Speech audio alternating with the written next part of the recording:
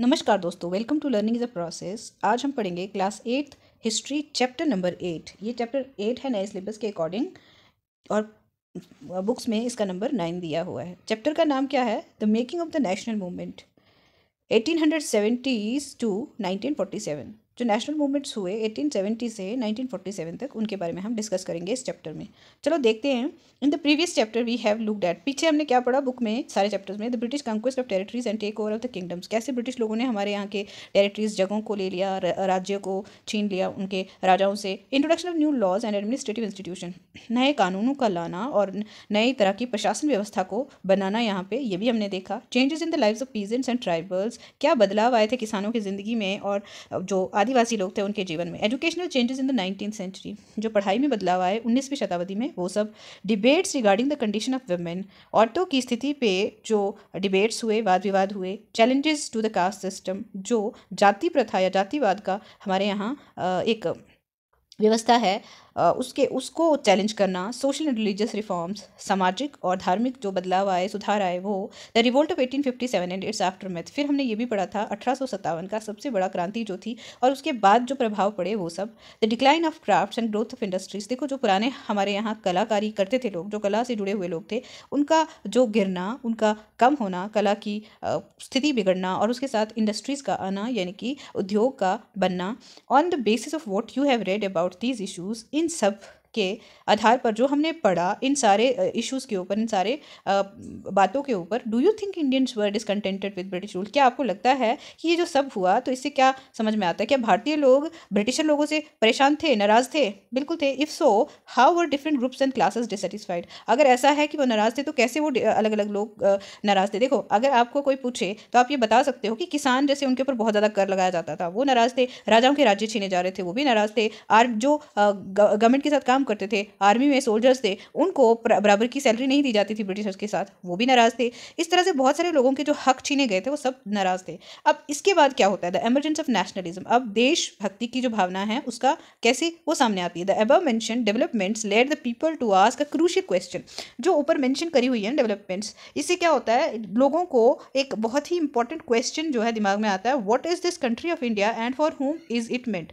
वो ये सोचते हैं कि एक भारत देश, जो ये कहते हैं इंडिया एक देश है, तो इसका क्या मतलब है। This the answer that gradually emerge was, इसका धीरे धीरे एक उत्तर मिलता है, वो क्या था? India was the people of India. तो कंट्री इंडिया जो थी वो किसके लिए थी? भारतीयों के लिए। All the people respective of class, colour, creed, caste, language और जेंडर, इन सब को, मतलब जो भी लोग थे देश में, जितने भी लोग थे, किसी भी रंग के, किसी भी जाति के, किसी भी भाषा को बोलने वाले, किसी भी जेंडर को वो चाहे बिलोंग करते हों, तो वो सब कौन थे? भारतीय थे, और देश उन्हीं का था। And the country, it's resources and systems were meant for all of them, और जो ये देश है, यहाँ के जो भी संसाधन हैं, वो सब क्या हैं? ये यहाँ के देशवासियों के लिए ही हैं। With this answer came the awareness that the British were exercising control over the resources of India and the lives of its people. इससे एक उत्तर मिलता है कि जो ब्रिटिशर थे वो हमारे यहाँ संसाधनों पे भी एक अपना कंट्रोल रख रहे थे, वो अपने अंडर, अपने काबू में रखा था उन्होंने सारी चीज़ों को, इन लोगों की ज़िंदगियों को तक उन्होंने अपने कंट्रोल में कर दिया था। And until this control was ended, India could not be for Indians. तो जब तक ये कंट्रोल ख़त्म ना कर दिया जाए, ये जो नियंत्रण था उन लोगों का, तब तक हमारा देश जो है हमारा हो ही नहीं सकता। ये एक कंक्लूजन निकल के आता है इन सब बातों को सोचने और समझने के बाद। This consciousness began to be clearly stated by the political associations formed after 1850, especially those that came into being in 1870s and 1880s। देखो, ये जो कॉन्शियसनेस थी, जो ये जागरूकता थी, ये धीरे धीरे पॉलिटिकल एसोसिएशंस के रूप में सामने आने लगी। लोग एसोसिएशंस यानी कि ग्रुप्स बनाना शुरू हो गए, जो 1870 के बाद जो है सामने आते हैं, और 1880 के बीच ये सब ग्रुप बनना शुरू हुए थे। Most of these were led by English educated professionals such as lawyers. ज़्यादातर इन ग्रुप्स को बनाने वाले कौन थे? लीडर कौन हुआ करते थे? जो इंग्लिश में पढ़े लिखे थे और काफ़ी ज़्यादा प्रोफेशनल हुआ करते थे, यानी कि वो लोग कामकाजी थे, काम में जुड़े हुए थे, प्रोफेशंस के साथ जुड़े हुए थे। जैसे कि लॉयर्स, ये लोग क्या थे? ज़्यादातर लॉयर्स थे जो एसोसिएशंस बना रहे थे। The more important ones were the Poona सार्वजनिक सभा। ज़्यादा इंपॉर्टेंट क्या था? पूना सार्वजनिक सभा।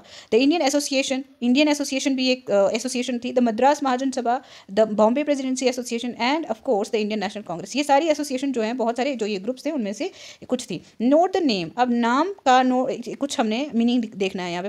पूना सार्वजनिक सभा, देखो द लिटरल मीनिंग ऑफ सार्वजनिक, सार्वजनिक का मतलब क्या होता है, ऑफ और फॉर ऑल द पीपल, ये किसके लिए है, या सबका है, या सबके लिए है, सब लोगों के लिए। सार्वजनिक का मतलब सब लोगों के लिए, सर्व मतलब ऑल प्लस जनिक मतलब ऑफ द पीपल, सभी लोगों के लिए। Though many of these associations function in specific parts of the country, their goals were stated as the goals of all the people of India. हालांकि ये जो ज़्यादातर एसोसिएशंस थी, कुछ जहाँ पे थी, जिस जिस पार्ट्स में इनका ये बनी थी वहीं वहीं काम करती थी, लेकिन इनका मकसद क्या था, इनका जो मोटिव था, ये पूरे ही देश के लोगों को क्या करना चाहते थे, जागरूक करना चाहते थे। Not those of any one region, किसी एक स्थान तक ये केंद्रित नहीं रहना चाहते थे, कम्युनिटी और क्लास, किसी भी एक कम्युनिटी के लिए नहीं काम करते थे और एक ही क्लास के लिए भी काम नहीं करते थे। They worked with the idea that the people should B sovereign. उनने इस विचार के साथ काम किया कि जो लोग हैं उनको क्या बनना है, सॉवरेन बनना है। सॉवरेन कौन होता है, यहाँ पे देखो मीनिंग दिया हुआ है ना, sovereign the capacity to act independently without outside interference.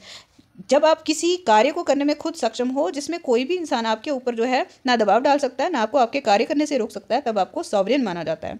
A modern consciousness and अ की फीचर ऑफ द नेशनलिज्म, ये एक मॉडर्न जो है, आधुनिक जो जागरूकता का एक मान सकते हैं, एक की फीचर मान सकते हैं नेशनलिज्म में। इन अदर वर्ड्स, दूसरे शब्दों में, they believed that the Indian people should be empowered to take decisions regarding their affairs. उनको ऐसा लगता था कि जो अपने देश के लोग हैं उन्हें जागरूक किया जाना चाहिए ताकि वो अपने फैसले खुद से लेने के काबिल बन जाएं। The dissatisfaction with British rule intensified in the 1870s and 1880s। देखो जो ब्रिटिश लोगों के साथ जो नाराजगी थी वो ज़्यादा बढ़ जाती है 1870 और 1880 के बीच। The Arms Act was pass in 1878 disallowing Indian from possessing arms. देखो इस समय क्यों हुआ, नाराजगी बढ़ती क्यों है, क्योंकि जो आर्म्स एक्ट बना था ना 1878 में, जिससे भारतीय लोगों को कोई भी अपने पास वो हथियार नहीं रख सकते थे, इजाजत उनसे छीन ली गई थी।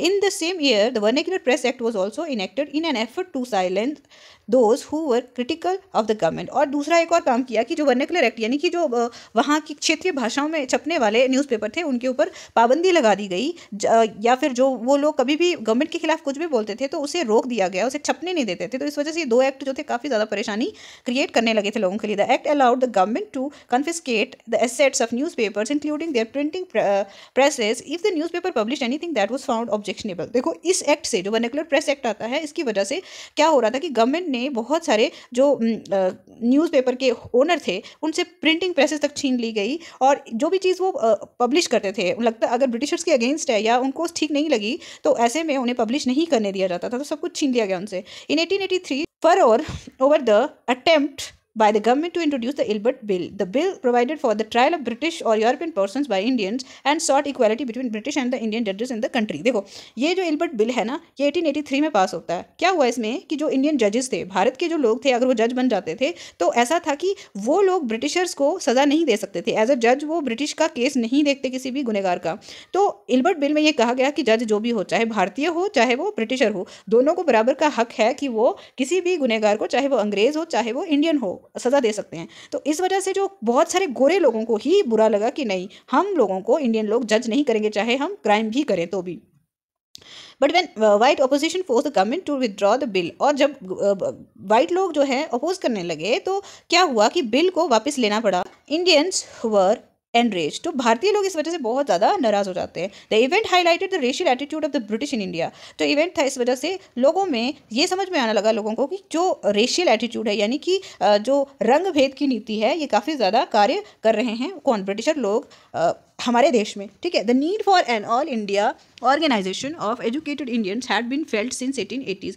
तो ज़रूरत किसकी समझ में आने लगी लोगों को कि एक ऐसी ऑर्गेनाइजेशन हो 1880 के बाद। But the Ilbert bill controversy depend this desire. जब इल्बर्ट बिल कंट्रोवर्सी आ जाती है, कंट्रोवर्सी होता है विवाद, तो इल्बर्ट बिल के पास होने पर, इसके पास ही नहीं होने दिया गया, तो इसके बाद ये डिज़ायर जो है लोगों के अंदर और भी बढ़ जाती है कि जो भारतीय लोग हैं वो अपने लिए कुछ ऐसे कदम उठाएं जो कि उन्हें भी अच्छे स्थान दिला सकें। The Indian National Congress was established when 72 delegates from all over the country met at Bombay in December 1885। तो इंडियन नेशनल कांग्रेस कब एस्टैब्लिश की? 1885 में। उस समय कितने लोग थे वहाँ पे? लगभग 72 लोग थे।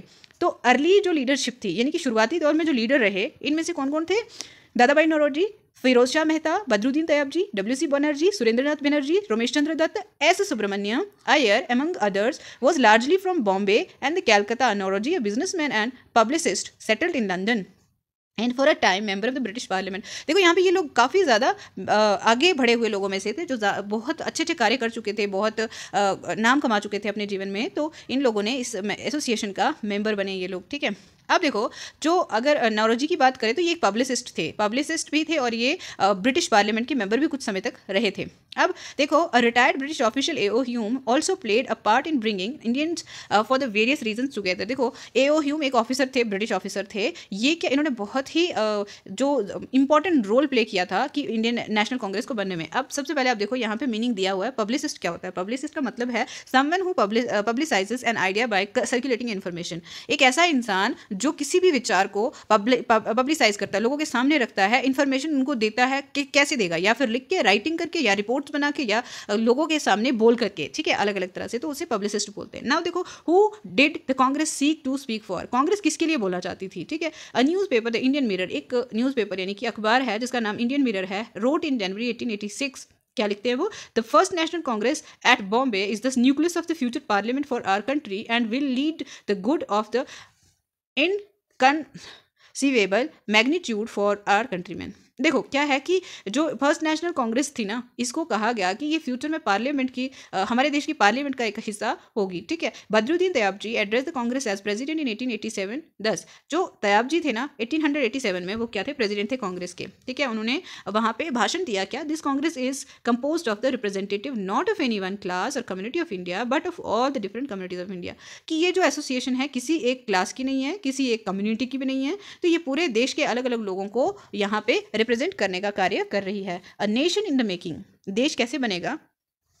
It has been often said that the Congress in the first 20 years was moderate in its objectives and methods। देखो ये कहा जाता है कि जो कांग्रेस थी 1885 से लेके 1905 1905 तक क्या है? मॉडरेट यानी नरम तरीके से कार्य करती रही। कोई गुस्सा नहीं, कोई क्रोध नहीं, कोई विरोध नहीं, ऐसा कुछ भी नहीं। During the period it demanded a great voice for Indians. ये लोगों के लिए क्या डिमांड करते थे कि उनको भी कहने का मौका दिया जाए, कौन? भारतीय लोगों को। In the government and in administration, कहाँ पे? गवर्नमेंट में और साथ में प्रशासन व्यवस्था में भारतीय लोगों को भी स्थान दिया जाए। It wanted the legislative council to be made more representative, given more power and introduce in provinces where none existed. तो ये एक और डिमांड करते थे कि लेजिस्लेटिव काउंसिल कहाँ कहाँ पे होनी चाहिए? अलग अलग प्रोविंसेस पे जहाँ पे ये है नहीं, और लोगों को ज़्यादा पावर मिलनी चाहिए, और बहुत सारी और भी जो कार्य करने की क्षमता है इसकी बढ़ाई जानी चाहिए, लोगों को और ऐड किया जाना चाहिए। It demanded that Indians be placed in high position. इन्होंने ये भी डिमांड करी कि जो भारतीय लोग हैं उनको ऊंचे स्थानों पर गवर्नमेंट में रखा जाए, जैसे बड़ी बड़ी नौकरियों में। For this purpose it called for civil services examination to be held in India as well, not just in London. देखो इस चीज़ के लिए उन्होंने कहा कि अगर बड़ी बड़ी सर्विसेज में भारतीय लोगों को जगह देनी है तो उसके लिए आपको क्या करना पड़ेगा? गवर्नमेंट को जो सिविल सर्विसेज जैसे IAS, IPS, IFS, जो भी ये बड़े बड़े एग्जाम्स होते हैं, इनका जो सेंटर था पहले कहाँ बनता था? लंदन में बनता था। तो उन्होंने कहा कि लंदन में ना बना करके हमारे ही देश में क्या है सेंटर बने, ताकि भारतीय लोगों को मौका मिले इसमें जाने के लिए, क्योंकि बहुत सारे लोग विदेश में जाके पेपर दे ही नहीं सकते थे, तो इस वजह से उनका जाना वहाँ तक मुश्किल था। The demand for Indianisation of the administration was part of the movement against racism. तो जो एडमिनिस्ट्रेशन, जो प्रशासन का जो भारतीयकरण करना भी एक डिमांड थी किसके खिलाफ? रेसिज्म के खिलाफ। रेसिज्म में काले गोरे का भेद, वो भारतीय लोगों को भी काले लोगों की कैटेगरी में ही डालते थे और उन्हें अलाउ नहीं करते थे बड़ी बड़ी जगहों पे जाने के लिए, प्रशासन व्यवस्था में अपना ज़्यादा इंटरफेरेंस करने की इजाज़त नहीं दिया करते थे। Since most important jobs at that time were monopolised by white. तो उस समय ज़्यादातर बड़े बड़े जो काम थे, जिम्मेदारी वाले काम थे, वाइट ऑफिशियल्स यानी कि गोरे लोग ही, गोरे ऑफिसर्स ही किया करते थे। And the British generally assume that Indians could not be given the position of responsibility. तो ज़्यादातर ब्रिटिश लोग क्या मानते थे कि जो भारतीय लोग हैं उन्हें जिम्मेदारी का काम नहीं दिया जा सकता। Since British officers were sending a major part of their large salaries home, Indianisation it was hoped would also reduce the drain of wealth to England. तो ऐसा था कि जो जितने भी ऑफिसर थे इंग्लैंड से जो आए थे यहाँ पे, विदेश के ऑफिसर, गोरे ऑफिसर जो थे, वो जितनी भी उनको सैलरी मिलती थी ना, वो अपने अपने घरों में भेजते थे। तो घर कहाँ थे उनके? इंग्लैंड में, लंदन में। ये ब्रिटिश लोग थे तो वहाँ के थे, वहाँ अपना सारा सैलरी भेजते थे। तो इससे क्या होता था, हमारे देश की जितनी भी, देखो जब अंग्रेज़ों को पे करा जाता था तो वो हमारे भारतीय ही कोष में से जाता था ना, तो इस वजह से जो पैसा है हमारे देश का विदेश में चला जाता था। तो कांग्रेस वालों का कहना था कि अगर हम भारतीय ही लोगों को बड़ी बड़ी पोस्ट पर बिठा देंगे तो जितनी सैलरी होगी वो सारा खर्चा जो है बाहर नहीं जाएगा, और हमारे देश के लोगों की स्थिति भी सुधरेगी मिलेगी और बड़ी बड़ी अच्छे अच्छे स्थान भी उनको मिल जाएंगे काम करने के लिए। Other demands included the separation of the judiciary from the executive, the repeal of the Arms act and the freedom of speech and expression. दूसरी और डिमांड्स क्या करी उन्होंने कि जो जुडिशरी है उसे एग्जीक्यूटिव से अलग कर दो। जुडिशरी होती है न्याय व्यवस्था, न्याय व्यवस्था जो है गवर्नमेंट के जो एग्जीक्यूटिव है तो उससे अलग रहनी चाहिए ताकि गवर्नमेंट का इंटरफेरेंस या गवर्नमेंट का कोई भी हस्तक्षेप उसके बीच में ना हो। The repeal of the Arms act, अब जो आर्म्स एक्ट था उसे भी हटाना जरूरी था क्योंकि इसमें भारतीय लोगों को क्या है परमिशन नहीं छीन ली गई थी उनसे कोई भी हथियार रखने की, ठीक है। तो और बोलने की जो आज़ादी है, स्वतंत्रता है और कुछ अपने मन की जो विचार प्रकट करने की स्वतंत्रता है उसकी भी डिमांड की गई। देखो डिमांड्स बहुत सारी की गई थी ब्रिटिशर लोगों से। The early Congress also raised a number of economic issues. जो अर्ली कांग्रेस के लोग थे ना ज़्यादातर पढ़े लिखे बहुत थे और बहुत बड़े बड़े कार्य करके या बहुत अच्छे अच्छे स्थानों में जा करके वो आए थे, इस वजह से उनको काफ़ी ज्ञान था, वो ज्ञानी लोग थे। It declare that British rule had led to poverty and famines. उन लोगों ने यह भी कहा कि जो ब्रिटिशर्स का राज है इसकी वजह से हमारे यहाँ गरीबी और अकाल की स्थिति बन चुकी है। Increase in the land revenue and impoverished peasants and zamindars. देखो अगर लैंड रेवेन्यू बहुत ज़्यादा है, टैक्स बहुत ज़्यादा देना पड़ता था किसको, किसानों को और ज़मींदारों को, जिस वजह से वो गरीब होते जा रहे थे। And exports of grains to Europe had created food shortage. अब जो भी फसलें और अनाज होते थे ना उसको कहाँ निर्यात किया जाता था, भेज दिया जाता था, यूरोप के देशों में भेज दिया जाता था, जिसकी वजह से हमारे देश में जितनी खाने की ज़रूरत होती थी वो भी पूरी नहीं हो पाती थी। खाना जो उगाया वो बाहर चला गया तो फिर यहाँ क्या खाएंगे लोग। The Congress demanded reduction of revenue. Congress ने क्या डिमांड किया कि जो टैक्स है उसे कम कर दिया जाए, कट इन मिलिट्री एक्सपेंडिचर, और जो आर्मी के ऊपर खर्चा होता है उसे थोड़ा कम कर दिया जाए, and more funds for irrigation, और जो सिंचाई है उसके लिए और भी पैसे दिए जाए ताकि जो है फसलों का उपज जो है और भी बढ़ सके। It pass many resolution on the salt tax. बहुत सारे रेजोल्यूशन भी पास करे गए सॉल्ट टैक्स के ऊपर। Treatment of Indian labourers abroad and the sufferings of forest dwellers. और ट्रीटमेंट कहाँ पे जो भारतीय लेबरर्स थे ना, जो यहाँ से जो मजदूर आते थे उनका ट्रीटमेंट की बात करी गई, और जो आदिवासी लोग हैं उनकी परेशानियों को हल करने की बात की गई। Caused by an interfering forest administration. ऐसा था कि जो जंगलों में है प्रशासन लगा दिया गया था, प्रशासन व्यवस्था की वजह से जंगल में रहने वाले आदिवासी लोगों को क्या करा गया था कि उनके ऊपर काफ़ी ज़्यादा पाबंदियाँ, लकड़ी की पाबंदी, जड़ी बूटियों की पाबंदी, जो भी वो कार्य करते थे उनके हर कार्य में पाबंदी लग गई थी। तो ये भी कांग्रेस वाले हटवाना चाहते थे। All this shows that despite being a body of the educated elite, इस सब से ये पता चलता है कि ये एक पढ़े लिखे लोगों की बॉडी होने के बावजूद और जो अमीर तबके के लोग थे उनका एसोसिएशन होने के बावजूद Congress did not talk only on behalf of the personal groups, जमींदार एंड इंडस्ट्रियलिस्ट। अब अमीर लोग हैं तो ज़्यादातर माना जाता था कि अमीर लोग किसके बारे में बात करेंगे, अमीरी लोगों के बारे में बात करेंगे, उन्हीं की परेशानी के बारे में बात करेंगे। लेकिन इन्होंने ये सिर्फ नहीं किया कि एक दूसरे अमीर लोगों की ही बातें करें, बल्कि सब लोगों को एक नज़र से देखा। The moderate leaders wanted to develop public awareness about the unjust nature of the British rule. लेकिन जो मॉडरेट लीडर्स थे, जो नरम दल के जो नेता थे, वो क्या चाहते थे कि लोगों के अंदर जागरूकता आए जो उनके ऊपर अन्याय किया जा रहा है ब्रिटिश गवर्नमेंट के द्वारा।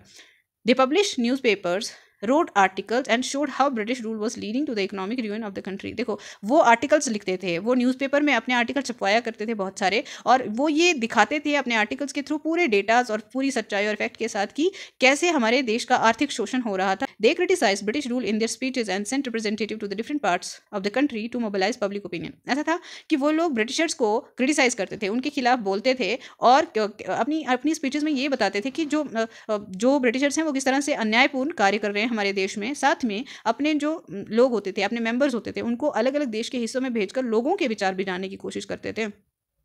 दे felt that British had respect for the ideals of the freedom and justice. देखो उनको ये विश्वास था, पढ़े लिखे लोग थे, उन्होंने पढ़ा था कहीं ना कहीं ब्रिटिशर्स के बारे में, अच्छी चीज़ें पढ़ी थी, तो उनके मन में एक अच्छी छवि थी ब्रिटिशर्स की। उनको लगता था कि जो ब्रिटिशर्स हैं वो स्वतंत्रता के पक्षधर हैं, वो आज़ादी की बात करने वाले हैं और वो न्याय भी देंगे हमें। And so they would accept the just demands of Indians, और वो जो हमारी जो न्यायपूर्ण मांगे हैं वो भी मान लेंगे अगर हम उनको बताते हैं। व्हाट वाज नेसेसरी, जो ज़रूरी था, therefore was to be express these demands, इसीलिए उन्हें ये डिमांड्स बताना ज़रूरी लगता था।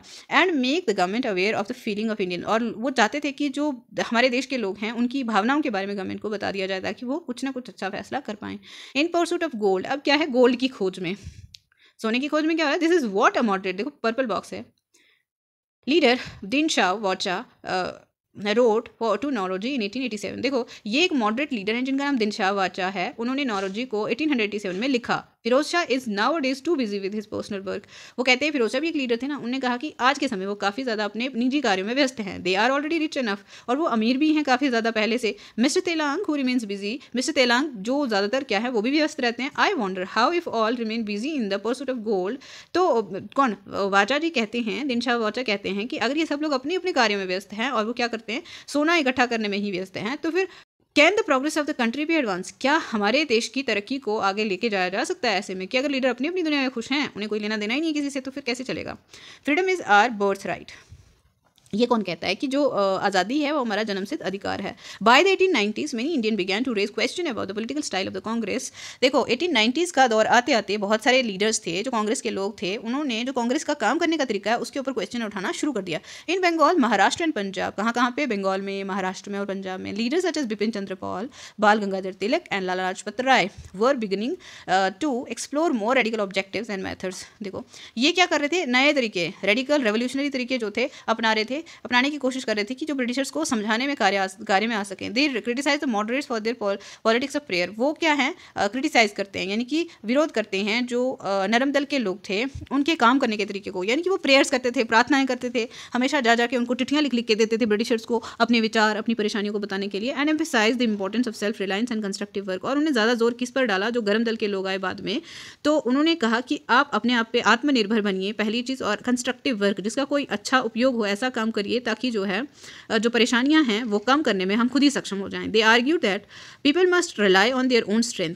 उन्होंने ये कहा कि जो लोग हैं उन्हें अपनी ही ताकत के ऊपर निर्भर करना चाहिए, not on the good intention of the government, और इस बात का मन में विचार रखिए कि नहीं गवर्नमेंट हमारी मदद करेगी, गवर्नमेंट बहुत अच्छी है, हमारी सहायक है, ऐसा करके सोच के बैठ नहीं जाना है। People must fight for Swaraj, तो लोगों को अपनी स्वराज यानी कि अपने स्वयं के राज के लिए फाइट करना चाहिए, ये लड़ना चाहिए। तिलक रेज द स्लोगन, तिलक ने एक स्लोगन यानी कि एक नारा लगाया जिसका जो था freedom is my birth right and I shall have it, वो कहते हैं कि स्वतंत्रता मेरा जन्मसिद्ध अधिकार है और मैं इसे लेकर के रहूँगा। In 1905 viceroy Curzon partition Bengal, 1905 में कर्जन ने बंगाल को विभाजित कर दिया। At that time Bengal was the biggest province of British India, उस समय बंगाल जो था ब्रिटिश इंडिया का सबसे बड़ा प्रोविंस यानी स्टेट थी, and included Bihar and parts of Orissa, तो बंगाल में बिहार भी आता था उस समय और उड़ीसा के भी कुछ हिस्सों को वो अपने अंदर लेता था। The British argued for dividing Bengal for reasons of administrative convenience, तो ब्रिटिश ने ये कहा कि जो उन्होंने इस प्रोविंस यानी कि बंगाल को विभाजित किया है ये प्रशासन की सुविधा के लिए किया है।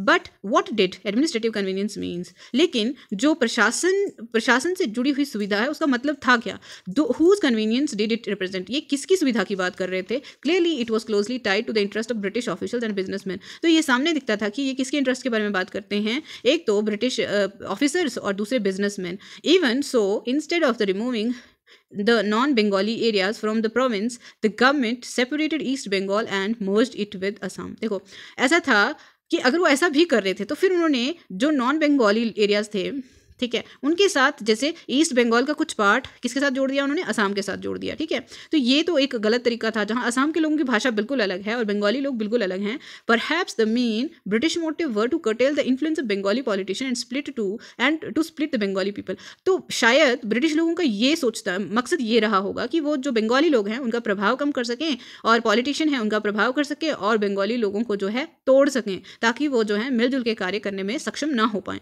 The partition of the Bengal infuriated people all over India, जो पार्टीशन हुआ बंगाल का सारे देश में क्या है, इससे लोगों के अंदर जो है ज्वाला जल उठी गुस्से की। All sections of the Congress they may the moderates and the radicals as they may be called opposed it, सारी सेक्शन जितने भी कांग्रेस में कुछ नरम दल के लोग थे कुछ गर्म दल के लोग थे वो सब लोग इसके खिलाफ खड़े थे। Large public meetings and demonstration were organised and novel method of mass protest developed, देखो बड़े बड़े लेवल पे प्रदर्शन हुए और बहुत सारी पब्लिक मीटिंग्स भी करी गई जिसमें ये बताया गया कि कैसे वो विरोध करेंगे इस विभाजन का। The struggle that unfolded came to be known as the Swadeshi movement, और इसके कारण जो स्ट्रगल लोगों ने शुरू किया उसको स्वदेशी मूवमेंट का नाम दिया। Strongest in Bengal but with echoes elsewhere too, हालांकि ये जो सेंटर था इस संघर्ष का वो बंगाल में ही था लेकिन इधर उधर बंगाल के अलावा बहुत सारे एरियाज में ये फैल गया था। In deltaic Andhra for instance, Andhra के डेल्टिक पोर्शन में एग्जाम्पल के तौर पे हम कह सकते हैं it was known as the Vande Mataram movement, इसी मूवमेंट का नाम वहाँ पे वंदे मातरम मूवमेंट दिया गया। अभी आप ये पिक्चर देख रहे हो तो ये पिक्चर उन्हीं लोगों की है जो उस समय प्रोटेस्ट कर रहे थे। अब देखो the Swadeshi movement sought to oppose British rule and encourage the ideas of self help, Swadeshi enterprise, national education, and the use of Indian languages to fight for Swaraj. The radical advocated mass mobilization and boycott of the British institutions and good. Some individuals also began to suggest that the revolutionary violence would be necessary to overthrow the British rule. देखो कुछ लोग तो इतने गुस्साए हुए थे, इतना गुस्सा था उनके अंदर कि उन्होंने अलग अलग तरीकों से उन्होंने कहा कि क्रांतिकारी जो वायलेंस है, हिंसा है, वो बहुत ज़रूरी है ब्रिटिशर्स को हमारे देश से भगाने के लिए। हालांकि इतने मजबूत थे नहीं हम ब्रिटिशर्स को भगाने के लायक। तो स्वदेशी मूवमेंट ने क्या क्या क्या अपोज करने की कोशिश, पहले तो उन्होंने कहा कि सेल्फ हेल्प करनी है, हमें खुद की मदद खुद करो। देन अपने देश में जो अपने देश के बिजनेस अपने तरीके से शुरू करें, अपने देश में नेशनल एजुकेशन की शुरुआत करें देशवासियों के लिए, और अपनी लैंग्वेज पे फोकस करें। स्वराज के लिए लड़ाई करना है हमें। और बहुत सारे जो हमने देखा कि रेवोल्यूशनरी लोग थे, उन्होंने ये कहा कि पूरी तरह से क्रांतिकारी तरीके से हिंसा भी होनी चाहिए ब्रिटिशर्स को यहाँ से भगाने में, उखाड़ फेंकने के लिए। The opening decades of the 20th century were marked by other developments as well. जो ओपनिंग डिकेड, शुरुआत के डिकेड दशक थे 20वीं शताब्दी के, उनमें डेवलपमेंट काफ़ी ज़्यादा हुई थी। A group of the Muslim landlords and the nawabs formed the All India Muslim League at Dhaka in 1906। देखो एक ग्रुप था मुस्लिम ज़मींदारों का और नवाब्स जो थे, जिन्होंने क्या किया था, ऑल इंडिया मुस्लिम लीग बनाई थी। कहाँ पे? ढाका में 1906 में। The league supported the partition of Bengal. तो ये जो लीग थी ये बंगाल विभाजन का जो है समर्थन करती थी। It desired separate electorates for the Muslims, और इनकी इच्छा थी कि मुस्लिम्स को जो है अलग इलेक्टोरेट्स मिल जाएं। Demand considered by the government in 1909। Some seats in the councils were now reserved for Muslim who would be elected by Muslim voters. तो डिमांड ये था कि जो ज़्यादा ऐसे प्रोविंसेस हैं जहाँ पे मुस्लिम मेजॉरिटी है, वहाँ पे इलेक्टोरेट मुस्लिम्स के लिए रिजर्व किया जाए। This tempted politicians to gather a following by distributing favour to their own religious groups. तो बहुत सारे लोगों को ये डिज़ायर हुआ कि वो अपने रिलीजियस ग्रुप्स के लिए कार्य करें। Meanwhile, the Congress split in 1907. The moderates were opposed to the use of boycott. They felt that it involved the use of force. उसी समय कांग्रेस जो है दो हिस्सों में बंट गई। 1907 की बात है। एक तरफ से नर्म दल के लोग थे, वो बाइकआउट करने से मना कर रहे थे, वो बाइकआउट के फेवर में नहीं। बाइकआउट होता है किसी चीज़ को त्याग देना, यानी कि आप उनके स्कूल छोड़ दो, उनकी काउंसिल में जाना छोड़ दो, उनकी किसी भी चीज़ को देखना ही छोड़ दो। They felt that it involve the use of force. After the split the Congress came to be dominated by the moderates with Tilak's followers. देखो जो ऐसा था कि जब स्प्लिट हो गया, टूट गई, तो कांग्रेस का जो तरीका है बदल गया। द टू ग्रुप्स रीयूनाइटेड इन दिसंबर 1915। ठीक है, तो दोबारा वो दोनों गर्म दल और नरम दल कब जुड़ जाते हैं? 1915 में। Next year the Congress and the Muslim League signed the historic Lucknow pact. तो उसके अगले साल यानी 1916 में मुस्लिम लीग और कांग्रेस आपस में जुड़ जाते हैं, एक साइन करते हैं ऐतिहासिक जो पैक्ट है। उसके बाद and decided to work together for representative government in the country. और दोनों ने मिलकर कार्य करने के लिए भारतीय जो रिप्रेजेंटेटिव गवर्नमेंट है उसको बनाने के लिए कार्य शुरू किया। अब रेवोल्यूशनरी वायलेंस का मतलब हमें अगर आप देखोगे तो the use of violence to make a radical change within society. मतलब आपको वायलेंस का, हिंसा का प्रयोग करना है सोसाइटी में, समाज में बदलाव लाने के लिए। काउंसिल क्या होता है? एन अपॉइंटेड और elected body of people. Council जो है या तो अपॉइंट करके लोगों को बनाई जाती है या फिर इलेक्टेड जो लोग हैं उनकी बॉडी को माना जाता है विद एन एडमिनिस्ट्रेटिव एडवाइजरी और रिप्रेजेंटेटिव फंक्शन। ठीक है, यहाँ पे प्रशासनिक एडवाइजरी और जो रिप्रेजेंटेटिव फंक्शन का कार्य किया जाता है। The growth of mass nationalism कैसे होती है ये देखते हैं हम। After 1919 the struggle against British rule gradually became a mass movement. 1919 के बाद जो ब्रिटिश रूल के अगेंस्ट जो स्ट्रगल हुआ ये एक मास मूवमेंट का रूप ले लेता है, यानी कि लोगों का एक आंदोलन बन जाता है ये। इन्वॉल्विंग पीजेंट्स, इसमें कौन कौन आ जाता है? किसान, ट्राइबल्स, आदिवासी, स्टूडेंट्स, जो विद्यार्थी और वुमेन, औरतें, large number of occasionally factory workers और कुछ factory workers, certain business group to began to actively support the Congress in 1920s। Why was this so? ऐसा क्यों हुआ कि इतने लोग कांग्रेस को सपोर्ट करना शुरू हो गए इस समय में? The first world war Altered the economic and political situation in India. जो प्रथम विश्व युद्ध होता है इसकी वजह से भारत में अर्थव्यवस्था और जो राजनीतिक व्यवस्था थी वो बदल चुकी थी। It led to a huge rise in the defence expenditure of the government of India. देखो जो भारत की गवर्नमेंट उस समय ब्रिटिशर्स के अंडर थी, वहाँ पे बहुत सारा खर्चा किस पे हुआ था? ये ज़्यादा defence. The government in turn increase taxes on individual. तो इसके बदले में जब वो खर्चा पूरा करना था तो उन्होंने लोगों के ऊपर टैक्स ज़्यादा लगाना शुरू कर दिए थे। इनकम एंड बिजनेस प्रॉफिट्स, अब इनकम के ऊपर भी टैक्स लगे और बिजनेस में जो प्रॉफिट होता था उसके ऊपर भी टैक्स लगना शुरू हुए। Increased military expenditure and the demand for war supplies led to a sharp rise in prices which created great difficulties for the common people. देखो जो खर्चा बढ़ गया था और जो डिमांड और सप्लाई का सिस्टम हट चुका था, जिसकी वजह से क्या है, कीमतें चीज़ों की बहुत ज़्यादा बढ़ गई थी और आम इंसानों की ज़िंदगी जो है बहुत मुश्किल हो गई थी। On the other hand business groups reaped fabulous profit from the war. दूसरी तरफ से जो बिजनेस के ग्रुप थे वो लोगों को काफ़ी इस युद्ध से फ़ायदा हो रहा था। ठीक है, एज यू हैव सीन, जैसे आपने देखा लिखा होगा चैप्टर नंबर 7 में, the war created a demand for industrial goods. जैसे वॉर है उसकी वजह से क्या डिमांड आना शुरू हो गई थी, इंडस्ट्रियल गुड्स की ज़रूरत, जैसे jute bag, cloth, rail etcetera, and caused a decline of import from other countries into India. और दूसरे देशों से जो लाया गया सामान होता था, आयात किया जाता था, उसमें भी कमी आई थी, काफ़ी गिरावट आई थी। युद्ध की स्थिति में इधर उधर जाने में मुश्किल होता है, इसलिए बहुत सारी चीज़ें नहीं आ पा रही थी देश में।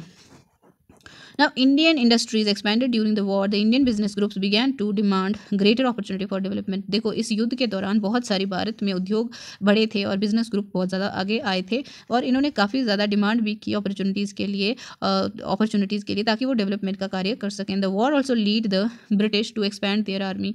जो वॉर है इसकी वजह से ब्रिटिशर्स को मजबूरी थी कि उन्हें अपनी आर्मी को ज़्यादा बढ़ाना पड़ रहा था। ठीक है।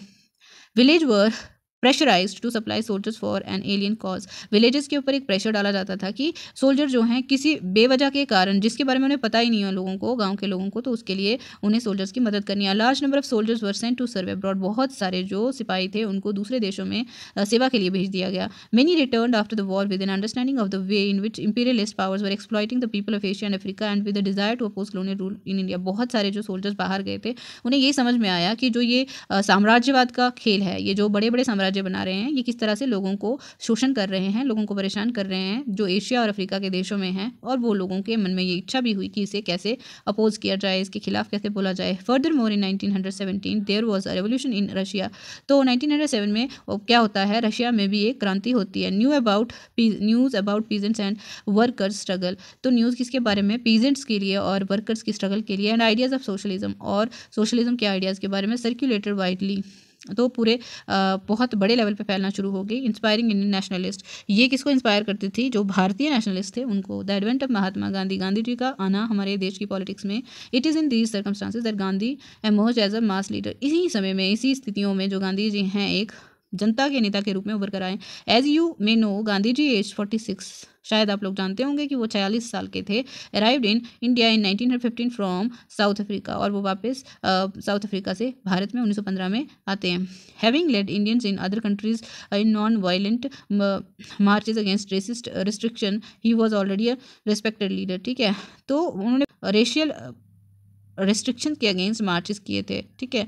तो he was already a respected leader known internationally. वो एक बहुत ही सम्मानजनक नेता बन चुके थे और उन्हें इंटरनेशनली लोग जानते थे, यानी कि अलग अलग देशों में उनकी ख्याति पहुंच चुकी थी। In South African campaigns had brought him in contact various types of the Indian Hindus, Muslims. तो काफ़ी ज़्यादा उनकी फेम और नाम की वजह से ही लोग उनके साथ जुड़ने के लिए तैयार थे। African campaign had brought him in contact with various type of Indians. तो जैसे अफ्रीका में वो अपने वहाँ आंदोलन कर रहे थे, उस समय बहुत सारे भारतीय लोगों के साथ उनका मेल जोल बढ़ा। हिंदूज थे उनमें, मुस्लिम्स थे, पारसीज थे, क्रिश्चियन थे, गुजरातीज थे, Tamil and North Indian and upper class merchant, lawyers and workers, ये सब थे। ठीक है। Mahatma Gandhi spent his first year in India. Mahatma Gandhi ने पहला साल जो है अपने देश में कैसे बिताया, ट्रैवलिंग थ्रू द कंट्री, पूरे देश में घूमे वो। अंडरस्टैंडिंग द पीपल, लोगों को समझा। There needs and the overall situation, उन लोगों की ज़रूरतों को समझा और पूरी सिचुएशन को समझने की कोशिश की। जो है his earliest intervention were in local movement in Champaran, Kheda and Ahmedabad, where he came into contact with Rajendra Prasad and Vallabhbhai Patel in Ahmedabad. He had a successful mill workers strike in 1918। ठीक। तो जो intervention थी local movement में, जैसे चंपारण में, खेदा में, अहमदाबाद में, ये भी उसी दौरान में वो राजेंद्र प्रसाद के भी कांटेक्ट में आते हैं और वल्लभ भाई के भी कांटेक्ट में आते हैं। और अहमदाबाद में वो एक सक्सेसफुल मिल वर्कर स्ट्राइक करी थी उन्होंने। Let us now focus on some detail on the movements organized between 1919 and 1922। कुछ movements जो 1919 और 1922 के बीच जो हुए सबको, उन movements को देखेंगे। ठीक है। रॉलेट सत्याग्रह, ये क्या है? इन 1919 Gandhi ji gave a call for a Satyagraha against the Rowlatt act that the British had just passed. देखो 1919 में गांधी जी ने क्या किया, एक कॉल दिया, किसके लिए? सत्याग्रह के लिए, जो रॉलेट एक्ट पास किया गया था उसके लिए। ठीक है। The act curbed fundamental rights such as the freedom of expression and strengthen police powers. देखो ये जो एक्ट था, इसने लोगों के जो फंडामेंटल राइट्स से, मूल अधिकार जो थे, उनके ऊपर रोक लगा दी थी। वो अपनी बात एक्सप्रेस नहीं कर सकते थे और पुलिस पावर को बढ़ा दिया था। Mahatma Gandhi, Mohammad Ali Jinnah and other felt that the government had no right to restrict people's basic freedom. तो गांधी जी को मोहम्मद अली जिन्ना और दूसरे जो लोग थे उन्हें लगा कि जो गवर्नमेंट है उन्हें क्या नहीं करना चाहिए, लोगों के राइट्स को रिस्ट्रिक्ट नहीं करना चाहिए, ठीक है, वो नहीं कर सकते ये सब। तो they criticise the act as devilish and tyrannical. उन्होंने कहा कि ये डेविलिश क्या होता है, जो राक्षसी कह सकते हैं इसको, बुरा, ठीक है, टेरेनिकल जो काफ़ी ज़्यादा किसी के ऊपर ज़बरदस्ती थोप दिया गया हो, जहाँ पे स्वतंत्रता का पूरी तरह से हनन कर दिया गया हो, ठीक है।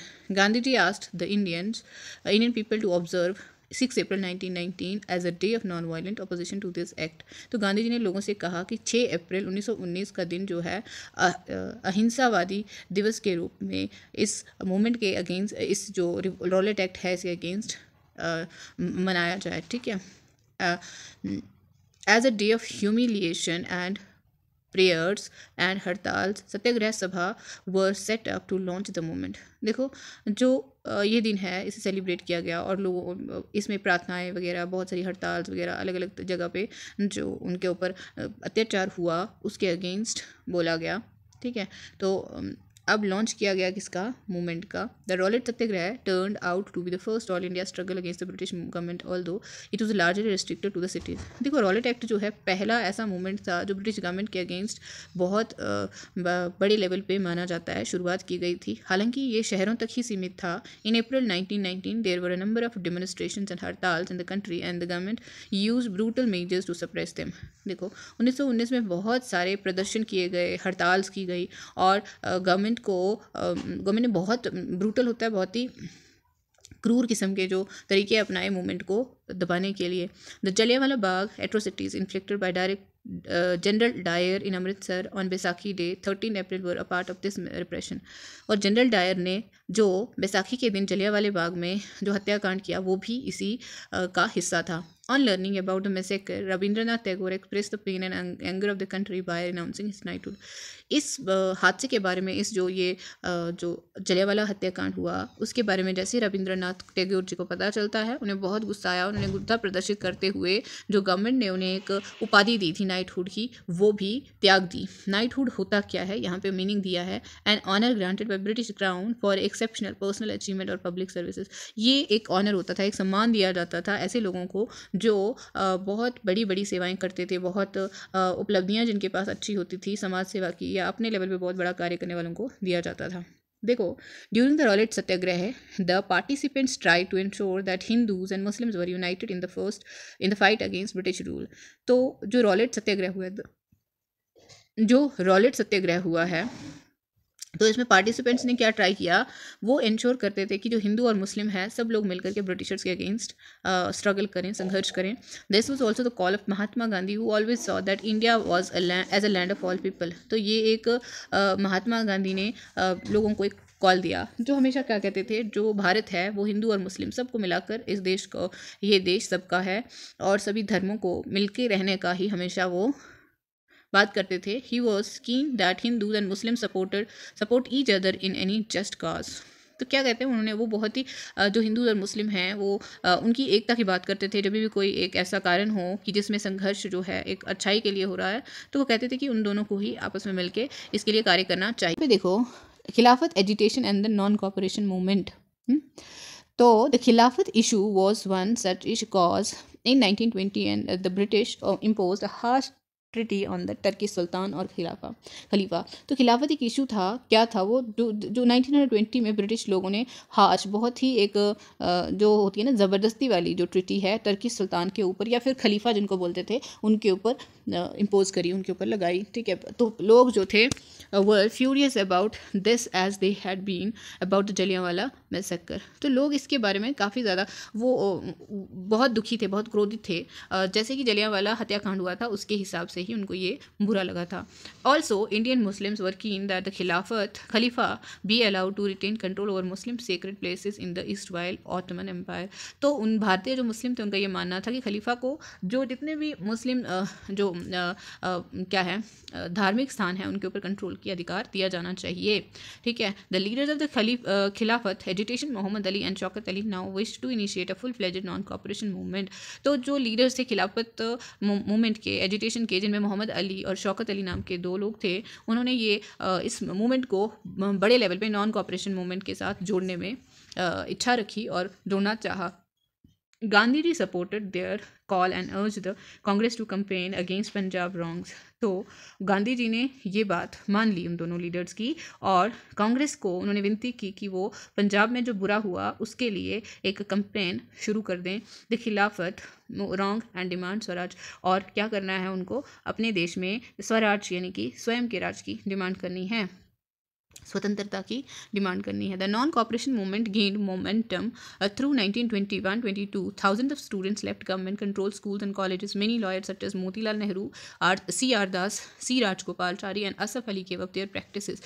ऐसा था कि नॉन कॉपरेशन मूवमेंट के दौरान जो है, जब ये पीक पे था, आगे बढ़ चुका था 1921-22 के दौरान, हज़ारों जो विद्यार्थी थे उन्होंने कॉलेजेस स्कूल्स वगैरह छोड़ दिए थे और बहुत सारे जो लॉयर थे यानी कि बहुत सारे वकील थे उन्होंने, जैसे कि मोतीलाल नेहरू जी आ गए, C.R. दास जी आ गए, C. राजगोपालाचारी आ गए और असफ अली, इन्होंने अपना जो वकालत है वो अंग्रेज़ों के साथ करना छोड़ दिया। British titles were surrendered and legislatures बायकॉटेड। बहुत सारे जो टाइटल दिया करते थे ब्रिटिश, जैसे कि नाइटहुड का टाइटल है, वो भी उस तरह के टाइटल्स भी उन्होंने बायकॉट किया और लेजिस्लेचर को भी उन्होंने छोड़ा। People lit public bonfires of the foreign clothes. तो लोगों ने जो बाहर से आया हुआ कपड़ा था उसको सम इकट्ठा करके मिला के उनको जला दिया करते थे। The imports of foreign clothes fail drastically between 1920 and 22। जो भारत में बाहर से आयात होता था, खरीद करके कपड़ा आता था, वो उसकी आयात जो है कम हो गया बहुत बड़े लेवल पे, क्योंकि जो भी कपड़ा आता था तो हमारे देश के लोग उनको जलाकर राख कर देते थे। तो but all this was merely the tip of the iceberg. Large parts of the country were on the brink of a formidable revolt. तो ये तो एक छोटा सा, जिसको कह सकते हैं ट्रेलर कह सकते हैं, बहुत सारे देश के हिस्सों में लोग क्या थे, अब विद्रोह के उसमें खड़े थे, विद्रोह करने की पूरी तैयारी में थे। पीपल्स इनिशिएटिव, लोगों के जो इनिशिएटिव है, जो उन्होंने कदम उठाए अपनी तरफ से, क्या किया उन्होंने, in many cases people restricted British rule non-violently. In others different classes and groups interpreting Gandhiji's call in their own manner. ठीक है, बहुत सारे लोग जो थे नॉन वायलेंटली ये हैं ब्रिटिशर्स को क्या कर रहे थे, रेजिस्ट कर रहे थे, मना कर रहे थे बहुत सारी चीज़ों को। और कुछ हिस्सों में क्या हुआ, बहुत सारी क्लासेस, बहुत अलग अलग ग्रुप थे जो क्या गांधी जी को अपने अपने तरीके से उनकी बात का मान रखते हुए ब्रिटिशर्स के अगेंस्ट प्रोटेस्ट कर रहे थे। तो in either case people linked their movement to local grievances. Let us look at a few example. तो दोनों ही केसेस में लोगों ने जो है मूवमेंट्स को या ग्रीवेंसेस को अपने अपने तरीके से देखा और उनके ऊपर काम करना शुरू किया। इन Kheda Gujarat Patidar peasants organise non violent campaigns against the high land revenue demand of the British. देखो खेदा एक जगह है गुजरात में जहाँ पे पटीदार पीजेंट्स जो होते थे उन्होंने क्या किया, पीजेंट्स होते हैं किसान, उन्होंने एक अहिंसापूर्ण एक कंपेन शुरू किया किसके खिलाफ, ज़्यादा रेवेन्यू के खिलाफ। ठीक है, जहाँ पे ब्रिटिशर्स उनसे ज़्यादा रेवेन्यू लिया करते थे। ठीक है,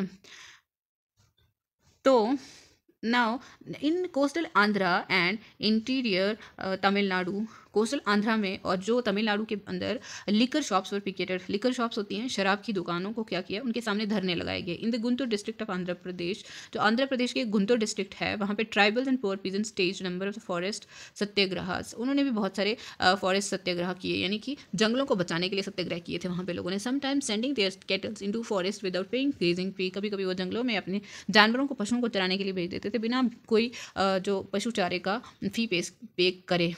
They were protesting because the colonial state had restricted their use of forest resources in various ways.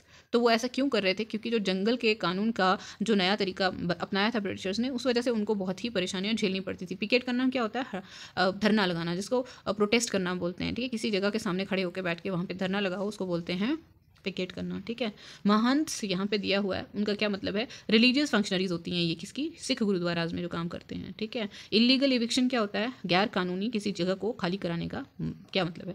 Forcible and unlawful throwing out of the tenants from the land they rent. देखो, ज़बरदस्ती किसी किसान को, किसी टेनेंट को ये अपनी जगह से खाली करने के लिए उनको मजबूर करना, उसे बोलते हैं इलीगल इविक्शन। अब हम देखते हैं नेक्स्ट लाइन क्या है, they believe that Gandhi ji would get their taxes reduced and have the forest regulation abolished. उनको विश्वास था कि गांधी जी उनके टैक्सेस को कम करने में उनकी मदद करेंगे और जो फॉरेस्ट जंगल में जितनी भी रेगुलेशन, जितनी भी रुकावटें हैं, उन्हें भी खत्म करने में उनकी सहायता करेंगे। In many forest villages peasants proclaimed swaraj and believe that Gandhi raj was about to be establish. बहुत सारे जंगलों में और बहुत सारे गाँव में जो हैं किसानों ने कहा कि अब हम स्वतंत्र हो जाएंगे, हमारा खुद का गांधी राज जो है शुरू हो जाएगा। इन सिंध में जो पाकिस्तान में अभी Muslim traders and peasants were very enthusiastic about the Khilafat call. तो यहाँ पे जो मुस्लिम किसान और व्यापारी थे वो बहुत ज़्यादा जोश में थे खिलाफत की वजह से, खिलाफत मूवमेंट जो शुरू हुआ था। इन बंगाल टू, बंगाल में भी the Khilafat non cooperation alliance gave enormous communal unity and strength to the national movement. तो यहाँ पे भी जो खिलाफत और नॉन कॉपरेशन के मिलने की वजह से हिंदू और मुस्लिम एकता का बहुत बड़ा परिचय देखने को मिला। In Punjab the Akali agitation of the Sikh sought to remove corruption. ठीक है, अकाली जो विद्रोह हुआ, सिख जहाँ पे क्या कर रहे थे, करप्शन को ख़त्म करने के बारे में बात कर रहे थे, supported by the British from their gurdwaras. तो ये सपोर्ट कौन कर रहा था, ब्रिटिशर्स कर रहे थे इनको। This movement got closely identified with the non cooperation movement. इसे भी नॉन कॉपरेशन मूवमेंट की तरह ही देखा गया। In Assam tea garden labourers shouting Gandhi ji Maharaj ji की जय। तो जो असम में थे ना, जो टी की खेती करते थे, वहाँ पे जो वहाँ पे मजदूर हुआ करते थे, वो चिल्ला रहे थे गांधी जी महाराज की क्या है, जय हो। ठीक है, ये एक स्लोगन था वहाँ पे। Demanded a big increase in their wages. उन्होंने मांग की थी कि उनकी वेजेस को बढ़ाया जाए। They left the British owned plantation. उन्होंने ब्रिटिश के द्वारा ओन करी हुई जो खेत थे या प्लांटेशंस थे उनको छोड़ दिया। ठीक है, they amidst declaration that they were following Gandhi ji's wish. ये डिक्लेरेशन करते हुए कि वो गांधी जी की इच्छा को पूरा करने की कोशिश कर रहे हैं। Interestingly in the Assamese Vaishnav songs of the period the reference to Krishna was substituted by Gandhi Raja. देखो, असमी जो लोग थे वैष्णविज्म को फॉलो करते थे और श्री कृष्ण के नाम के भजन गाया करते थे, लेकिन उनको श्री कृष्ण के भजनों के बदले उस समय गांधी राजा के भजन गाए जाने लगे, यानी कि उनको भगवान के साथ कंपेयर किया जाने लगा था। द पीपल्स महात्मा, लोगों के Mahatma. We can see from the above that sometimes people thought of Gandhi ji as a kind of messiah. अगर हम पूरी ऊपर की कहानी पढ़ें और देखें तो हमें ये समझ में आता है कि लोग गांधी जी को एक मसीहा यानी कि एक भगवान का अवतार मानते थे, as someone who could help them overcome their misery and poverty. और या ऐसा एक इंसान जो उनको मदद करे उनके दुख से, उनकी गरीबी से बाहर निकालने में। टू बिल्ड क्लास यूनिटी, और आपस में जो क्लास हैं अलग अलग गरीबी अमीरी का एक को ख़त्म करके एकता का भावना ला सकें। नॉट क्लास कन्फ्लिक्ट, और क्लास कन्फ्लिक्ट ना हो, आपस में एक दूसरे से लड़ाइयाँ ना हो। Yet peasants could imagine that he would help them in their fight against zamindars. और जो किसान थे वो, उनका मानना था कि वो गांधी जी उनको उनके ज़मींदारों के अगेंस्ट फाइट करने में मदद करेंगे। The agricultural labourers believe that he would provide them land. जो किसान मजदूर थे वो मानते थे, उनको विश्वास था कि वो गांधी जी उन्हें ज़मीन दिला देंगे। At times ordinary people credited Gandhi ji with their own achievements. जो आम लोग थे उन्होंने भी गांधी जी को अपनी अचीवमेंट के साथ जोड़ दिया। ठीक है, for instance at the end of the powerful movement peasants of Pratapgarh in the United Provinces. देखो, in now Uttar Pradesh manage to stop illegal eviction of tenants. ऐसा था कि एग्जाम्पल के तौर पे अगर हम बात करते हैं, एक पावरफुल मूवमेंट कहाँ पे शुरू हुआ, प्रतापगढ़ में, जो कहाँ पे होगा, यूनाइटेड प्रोविंस, जो आज के समय में उत्तर प्रदेश माना जाता है। वहाँ पे इलीगल जो गैर कानूनी लोगों को हटाया जाता था टेनेंट्स को ज़मीन से, उसे रोकने में काफ़ी ज़्यादा मदद मिली थी। But they felt it was Gandhi ji who had won this demand for them. उन्होंने ये कार्य खुद किया था लोगों ने, लेकिन उनको विश्वास था कि ये सारा कार्य जो है गांधी जी की वजह से ही उनको कामयाबी मिलने में सहायता हुई है। एट अदर टाइम्स, दूसरे समय, using Gandhi's name tribals and peasants undertake action that did not confirm to Gandhian ideals. और उसी समय में वो ऐसे भी काम कर देते थे जो गांधी जी के विचारों के साथ मेल नहीं खाते थे।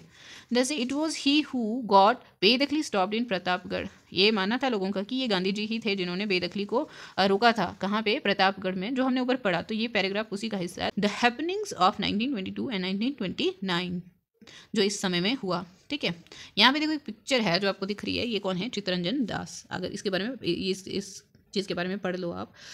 महात्मा Gandhi, as you know, was against violent movement. जैसे हम सब जानते हैं कि जो गांधी जी हैं वो अहिंसा के पुजारी थे। He abruptly called off the non cooperation. उन्होंने तुरंत नॉन कॉपरेशन को रोक दिया था। Movement when in February 1922 a crowd of peasants set fire to a police station in Chauri Chaura. तो जब 1922 के टाइम में एक जो भीड़ जो किसानों की थी, उन्होंने पुलिस स्टेशन में आग लगा दी थी चौरी चौरा में, तब 22 policeman were killed on that day. लगभग 22 पुलिस वालों को मार दिया गया था उस दिन। The peasants were provoked because the police had fired on their peaceful demonstration.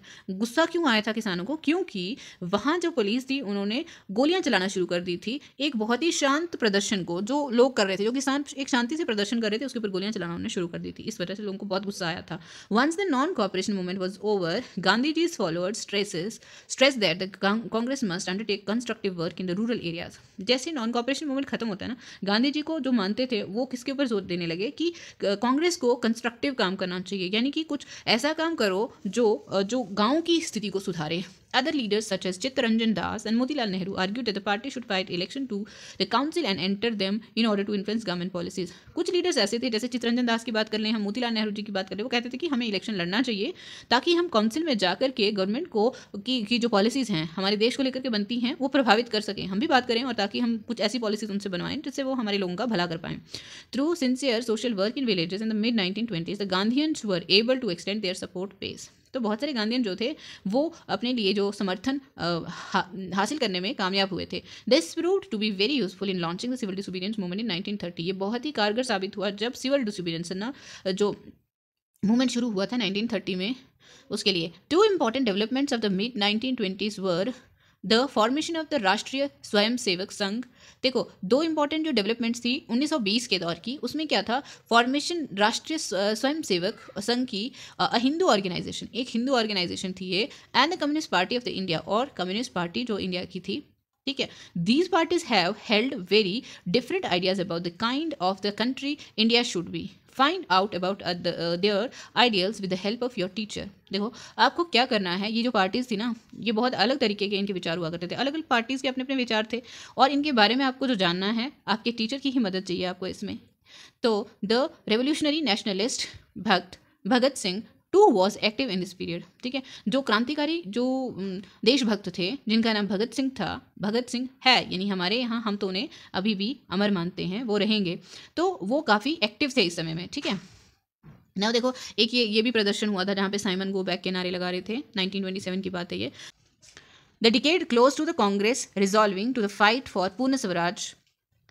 देखो, कांग्रेस जो क्या कर रहे थे इन दशकों में, कांग्रेस क्या कर रही थी, पूर्ण स्वराज के लिए अपना जो है संघर्ष कर रही थी। और इन 1929 under the presidentship of Jawaharlal Nehru, consequently 1929 में कौन थे प्रेसिडेंट हमारे, जवाहरलाल नेहरू। तो उस समय क्या किया गया, इंडिपेंडेंस डे जो है ऑब्जर्व किया गया 26 जनवरी 1930 में पूरे देश में। It takes a loud voice to make the deaf hear Inquilab Zindabad. ये किसका कहना था, ये हमारे भगत सिंह का कहना था। वो कहते थे कि डेफ यानी बहरे लोगों को बात सुनाने के लिए बहुत ज़ोर से आवाज़ करनी पड़ती है।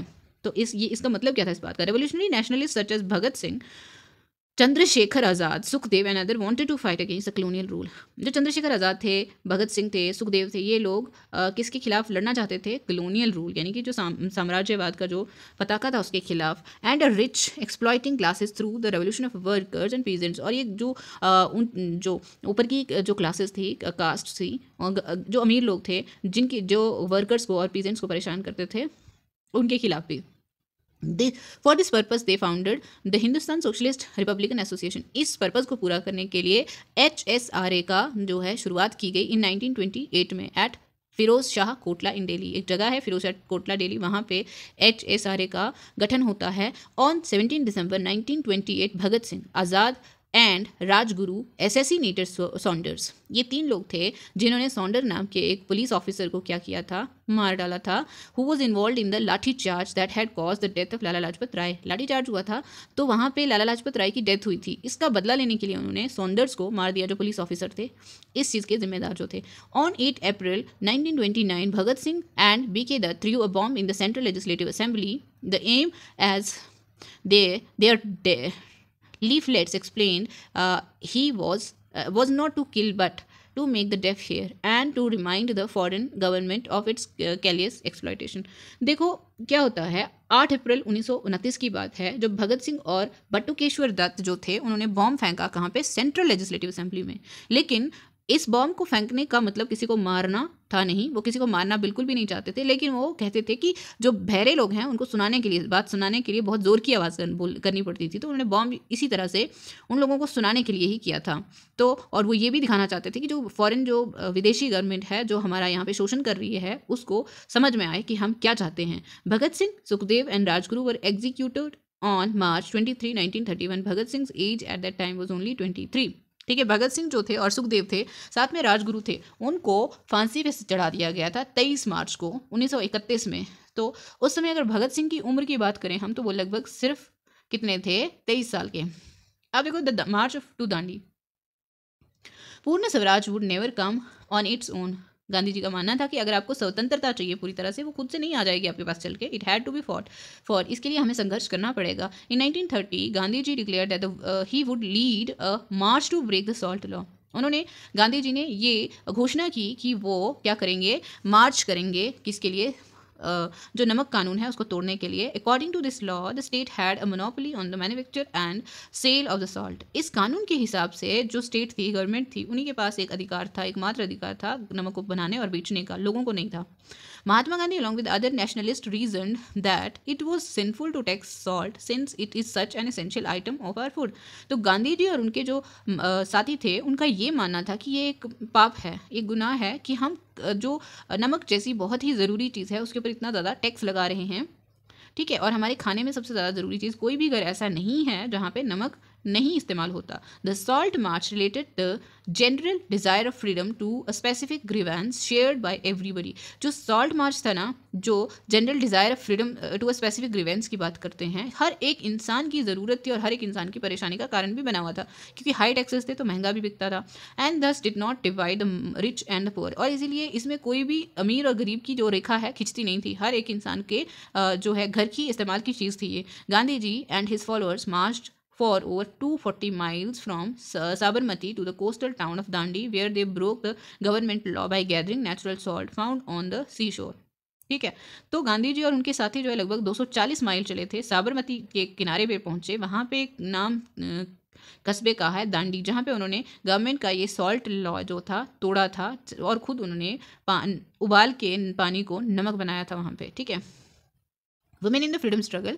अंबाबाई फ्रॉम कर्नाटका। देखो, औरतों का जो स्वतंत्रता के संघर्ष में पार्टिसिपेशन था, जिनमें एक अंबाबाई नाम की स्त्री थी जो कर्नाटका से बिलोंग करती थी। उनके बारे में क्या पैराग्राफ कह रहा है, women from diverse background participated in the national movement, young and old, single and married, they came from rural and urban areas, from both conservative and liberal homes. Their involvement was significant for the freedom struggle, for the women's movement and for themselves personally.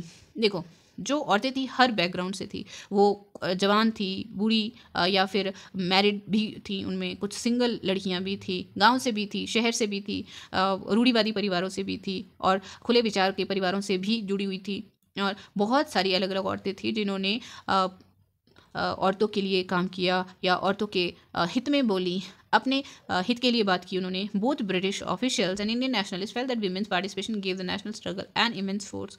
जो British officers थे उनको भी लगता था, और भारत के जो खुद देश हित में सोचने वाले लोग थे उनको भी लगता है, यानी कि जैसे औरतों का इन्वॉल्वमेंट हो गया इसमें मूवमेंट्स में, तो इससे काफ़ी ज़्यादा स्ट्रेंथ मिली मूवमेंट्स को। Participation in the freedom movement brought women out of their homes. देखो, जैसे ही उन्होंने स्वतंत्रता के आंदोलन में हिस्सा लेना शुरू किया तो औरतें घर से बाहर निकलना शुरू हुई। It gave them a place in the profession, in the governance of India, and it could pave the way for equality with men। तो उन्हें एक प्रोफेशनल लाइफ भी जीने का मौका मिला। उसके बाद वो भारत की जो गवर्नेंस है, यानी कि जो देश चलाने का तरीका है, उसमें भी उनका हिस्सा बना। अब वो आदमियों के साथ इक्वली फाइट करने की हिम्मत जुटा पा रही थी, या इक्वालिटी का कॉन्सेप्ट आने लगा था धीरे धीरे कि औरत और आदमी में भेदभाव कम होने लगा था। What such participation meant for women is best recounted by them. Ambabai of Karnataka had been married at age 12। देखो, ऐसा पार्टिसिपेशन जो है कैसे उनके लिए अच्छा प्रूव हुआ। देखो, अंबाबाई जो थी एक बच्ची थी, लगभग 12 साल की जब उनकी शादी हुई थी, विडोड एट 16, और जब वो 16 साल की थी तब वो विधवा हो गई। She picketed foreign cloth and liquor shops इन उदुपी।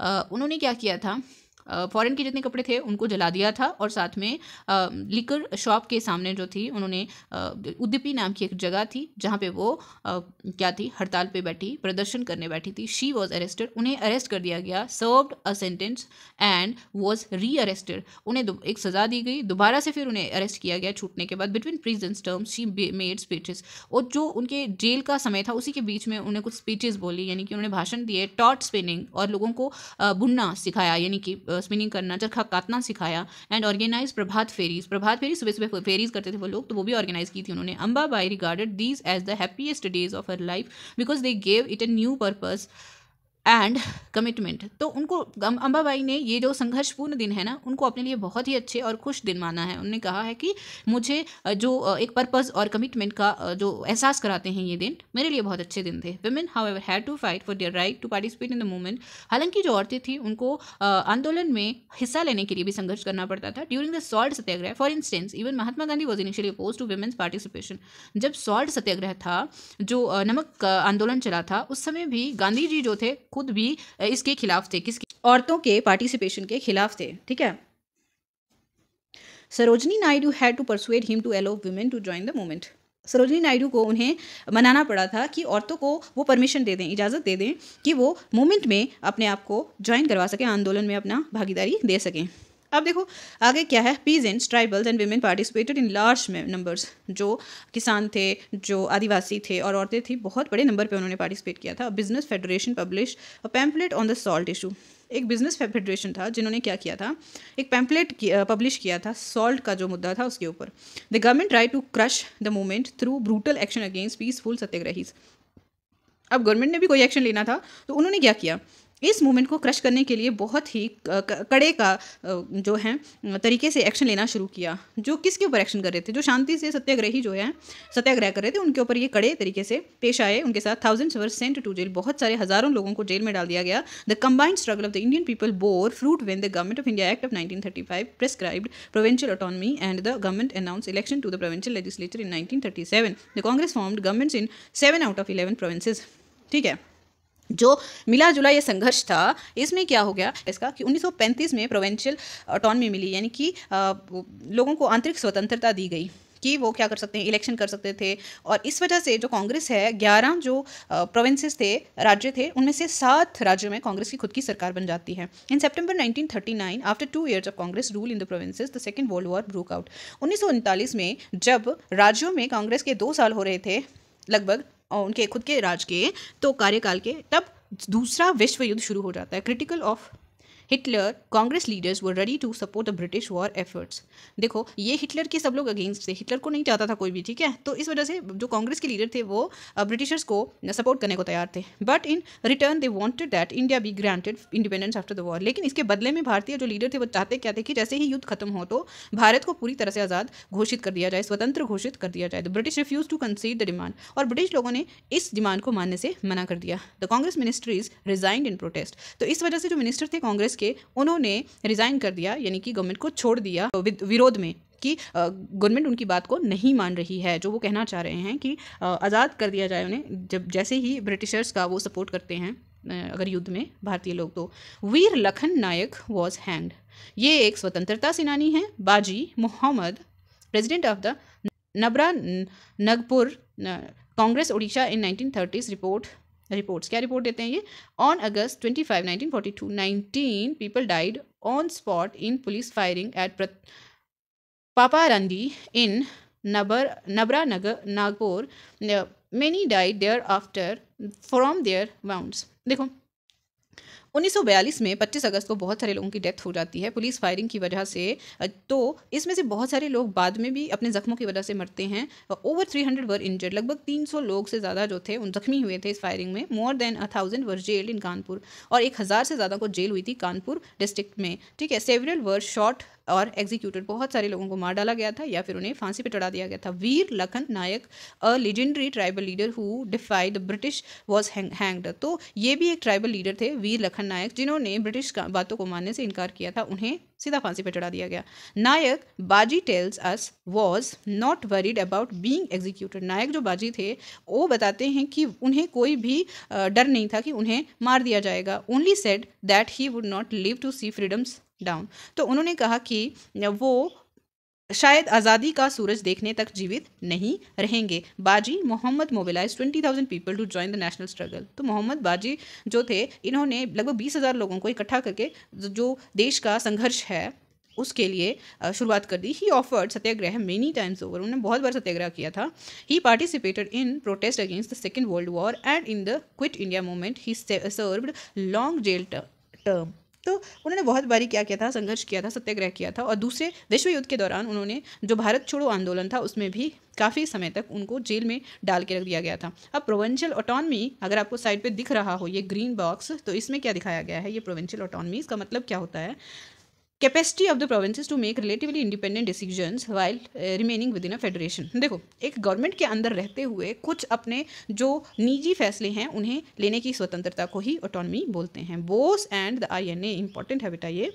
अब इसके बारे में पढ़ते हैं हम पहले। Radical nationalist with socialist leaning. देखो, जो रशिया के सोशलिज्म का कॉन्सेप्ट था ना, बोस उससे बहुत प्रभावित थे। सुभाष चंद्र बोस को काफ़ी प्रभाव था उस चीज़ का। Bose did not share Gandhi ji is ideals of ahimsa. Bose नहीं मानते थे गांधी जी का जो नॉन वायलेंस का कॉन्सेप्ट था। Though he respected him as the father of the nation. हालांकि वो गांधी जी की बहुत इज्जत करते थे, बहुत सम्मान देते थे। वो उनको बोलते थे कि ये हमारे देश के जो हैं पिता हैं, ठीक है। In January 1941 he secretly left his Calcutta home.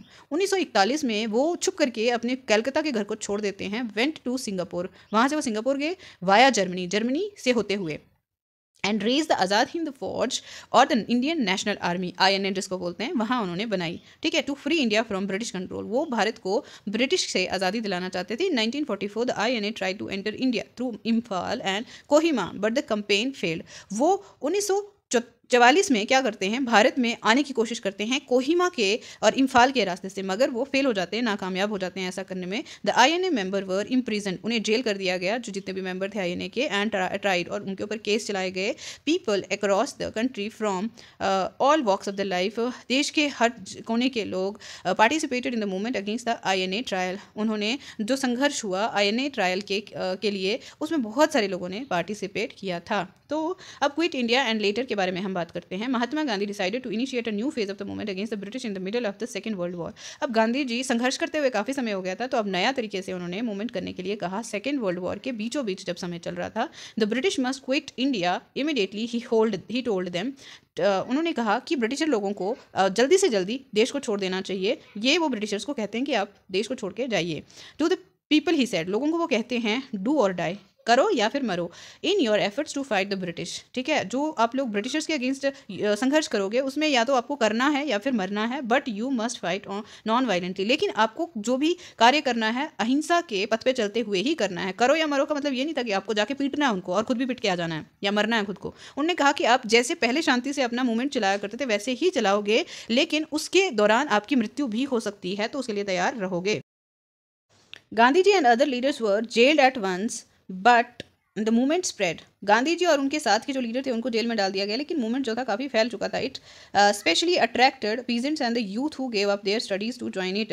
इसमें ज़्यादातर लोग कौन थे, किसान थे और या फिर विद्यार्थी लोग थे जिन्होंने अपनी पढ़ाई और काम छोड़ दिया था इस मूवमेंट को ज्वाइन करने के लिए। Communication and symbols of state authority were attacked by all over the country in many areas and the people set up their own governments. ऐसा था कि जो सिम्बल्स होते थे ना गवर्नमेंट के, चाहे वो फ्लैग हो, चाहे ऑफिस हो, चाहे कोई भी जगह हो, कॉलेज स्कूल्स उनके खोले हुए थे, वहाँ पे वो ज़्यादा अटैक कर रहे थे। और उन्होंने क्या किया था, क्या किया उन्होंने, the first response of the British was severe repression. पहला क्या किया काम ब्रिटिशर्स ने कि उन्होंने बुरे तरीके से उन लोगों को रिप्रेस करना, दबाने कुचलने की कोशिश की। By the end of 1943 over 90,000 people were arrested. लगभग 90,000 से ज़्यादा लोगों को अरेस्ट किया गया 1943 के समय में। And around 1,000 killed in police firing, और लगभग 1,000 लोगों को पुलिस फायरिंग में मारा गया। In many areas orders were given to machine gun crowds from aeroplanes. बहुत सारे एरिया में क्या मशीन गन के साथ लोगों को फायरिंग की गई उनके ऊपर, ताकि क्या है उनको क्या किया जाए, क्राउड को ख़त्म किया जा सके। और उसके बाद क्या है, the rebellion however ultimately brought the Raj to its knees. तो हालांकि जो संघर्ष था उन्होंने क्या किया, जो राज है उसको घुटनों पे लाके खड़ा कर दिया। तो बहुत सारी जगहों पे क्या किया था, सिंबल को ख़त्म करने के साथ साथ गवर्नमेंट भी अपनी अपनी शुरू कर दी थी लोगों ने। टूवर्ड्स इंडिपेंडेंस एंड पार्टीशन, अब हम कहाँ तक पहुँच चुके हैं, आज़ादी, स्वतंत्रता और उसके बाद क्या है जो विभाजन हुआ भारत का, उस दौर तक पहुँच गए हम। Meanwhile in 1940 the Muslim league had moved a resolution demanding the independent states for Muslim in the north western and the eastern areas of the country. देखो उसी समय 1940 में मुस्लिम लीग का क्या डिमांड था कि जो मुस्लिम एरियाज हैं जहाँ पे ज़्यादातर मुस्लिम्स रहते हैं, चाहे वो नॉर्थ वेस्ट का भाग है देश का या फिर ईस्ट एरिया है जो देश का, वहाँ पे उनको इंडिपेंडेंट स्टेट मिलनी चाहिए। एंड उसके बाद resolution did not mention partition और पाकिस्तान। अब जो रेजोल्यूशन था उसमें पाकिस्तान का कोई मेंशन ही नहीं था और पार्टीशन की बात ही नहीं थी। Why did the League ask for an autonomous arrangement for the Muslims of the subcontinent. तो उन्होंने क्यों मांगा था ये ऑटोनमस, अपनी जो आंतरिक स्वतंत्रता। From the late 1930s, the League began viewing the Muslim as a separate nation from the Hindus। तो 1930 के बाद जो है लीग कैसे देख रही थी, मुस्लिम्स को एक अलग देश के रूप में देख रही थी और हिंदू से अलग देखना चाह रही थे वो। In developing this notion, it may have been influenced by the history of tension between some Hindus and Muslim group in the 1920s and 30s। तो ये सब करने के पीछे कारण क्या था कि कुछ आपस में जो संशय पैदा हो गए थे 1920 और 30 के दौर में, आपस में मुस्लिम और हिंदूज के बीच में कुछ ऐसी घटनाएं हुई थी जिस वजह से वो एक दूसरे को अलग देख रहे थे। तो more importantly, the provincial election of 1937 seems to have convinced the league that Muslims were a minority। जब 1937 में कांग्रेस को बहुत ज़्यादा जीत मिली थी बड़े लेवल पे, तो मुस्लिम लीग को उसमें काफ़ी बुरा लगा और खुद को माइनॉरिटी कहना शुरू कर दिया उन्होंने और झटका लगा उनको। And they would always have to play second fiddle in any democratic structure. तो उनको लगा कि वो दूसरे नंबर पर रह जाएंगे किसी भी गणतंत्र में, किसी भी लोकतंत्र में, ठीक है। इट फेयर दैट मुस्लिम में इवन गो अनरिप्रेजेंटेड। और उनके मन में ये डर हो गया कि हो सकता है कि मुस्लिम लोगों को कोई रिप्रेजेंटेशन, कोई पहचान ही ना मिले। The Congress rejection of the League's desire to form a joint Congress League government in the United Provinces in 1937 also annoyed the League. तो अब कांग्रेस लीग जो गवर्नमेंट बनाना चाह रहे थे वो 1937 में यूनाइटेड प्रोविंस में, उसके लिए कांग्रेस ने मना कर दिया था। तो इस वजह से उनको लग रहा था कि क्या पता कांग्रेस उनके ऊपर हावी ना हो जाए। The Congress failure to mobilise the Muslim masses in the 1930s allowed the League to widen its social support. देखो कांग्रेस का जो फेलियर, नाकामयाबी थी मुस्लिम लीग के मासेस के साथ 1930 में लीग को और भी सोशल सपोर्ट देने में मदद हुआ, ठीक है, मददगार साबित हुआ। It sought to enlarge its support in the early 1940s। तो 1940 में इनकी सपोर्ट और भी बढ़ जाती है मुस्लिम लीग की। When most Congress leaders were in jail, उस समय ज़्यादातर कांग्रेस के जितने भी लीडर थे वो जेल में थे। Eight the end of the war in 1945, जैसे ही 1945 में युद्ध खत्म हो जाता है, द ब्रिटिश ओपन नेगोशिएशन। अब ब्रिटिश लोगों ने क्या समझौते करना शुरू कर दिया between the Congress, the league and themselves for the independence of India. और लीग के साथ, कांग्रेस के साथ भारत की स्वतंत्रता के लिए समझौते करना शुरू कर दिया। The talks failed because the League saw itself as the sole spokes person of India's Muslim. तो ये बातें जो भी वो डिस्कशंस होती थी वो फेल हो जाती थी, नाकामयाब हो जाती थी, क्योंकि मुस्लिम लीग एक अलग तरीके से अपने आप को देखना शुरू कर दिया था। वो खुद को अकेला एक अलग तरीके से देखने के लिए या अपने एक रिप्रेजेंटेशन ही अलग करने के लिए सोच रहे थे। The Congress could not accept this claim since a large number of Muslims still supported it. तो कांग्रेस ऐसा नहीं मानने को तैयार थी। क्यों? क्योंकि कांग्रेस में बहुत सारे मुस्लिम लीडर्स थे जो कांग्रेस को सपोर्ट करते थे, मुस्लिम लीग को नहीं सपोर्ट करते थे, वो अलग देश नहीं चाहते थे।